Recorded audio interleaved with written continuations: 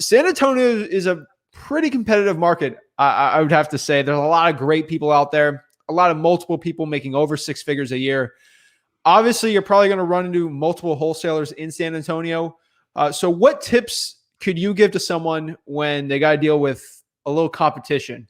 Let's say I can just guess for code violations. There's probably multiple people calling that same person. How are you getting these deals over the other wholesalers? Okay, so after I skip trace, when I can't find the person, that's when I go the next level and I find out where they work, where they live, where their parents live, where their kids live. I will find that person, almost like stalk them like a crazy ex.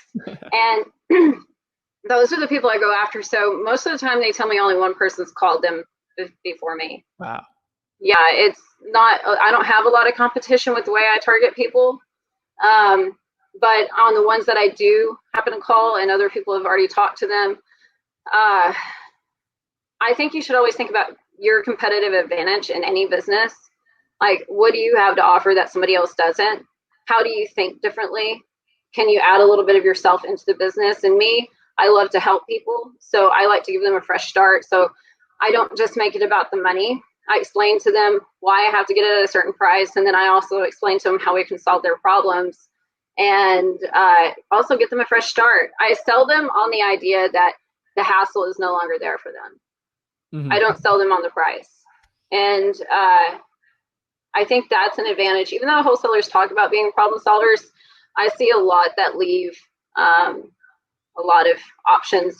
They don't, well, I have people call me because I do flips.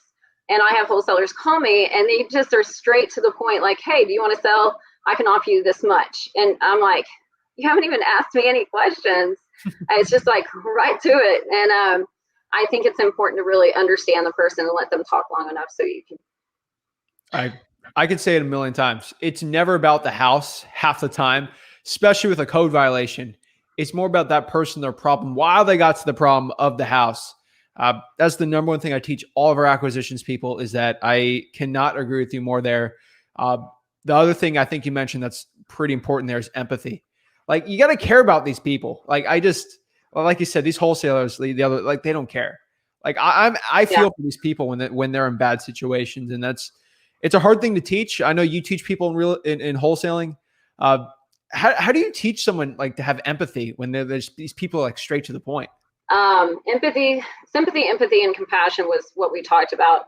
And we showed them different scenarios where you would want to use one or the other. So sympathy is when somebody is truly toxic. You don't actually want to connect. And sympathy is when there's really no connection and you're looking at the person like, oh, I'm sorry, that's your situation, but I'm going to stay over here. Empathy is like you connect with the person. They're feeling at the same time. So you're at feeling it with them. And that's important when somebody has had a bad experience and they need some kind of connection, need to know that you understand their pain. Not everyone do you want to have that kind of connection with. Like I said, the sympathy, if it's truly toxic, you leave that disconnection there, but you still help them.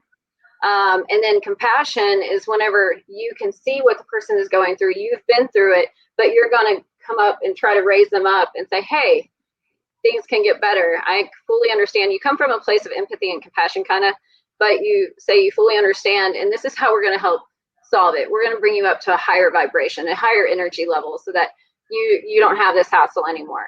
And so that's the compassion part, is you're keeping yourself at a higher, and I like call it higher vibes, than having to meet somebody down here. Yeah. But it doesn't mean you think they're down here.